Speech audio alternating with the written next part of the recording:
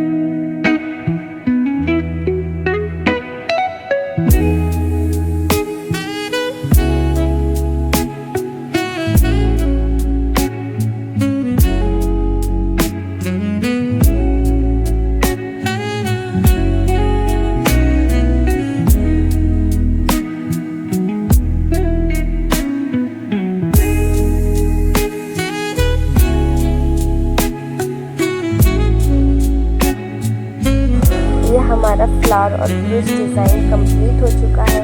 हम आप लोग को देख सकते हैं, बहुत ही सिंपल और प्यारी डिज़ाइन है, बहुत इजी डिज़ाइन है। क्लास 6 में आप लोग फ्लावर डिज़ाइन सीख सकते हैं। मिलते हैं नेक्स्ट वीडियो में, क्लास 7 वीडियो में मिलते हैं। जो सब्सक्राइब नहीं किया है सब्सक्राइब कर दीजिए, लाइक कीजिए, कमेंट कीजिए, फॉलो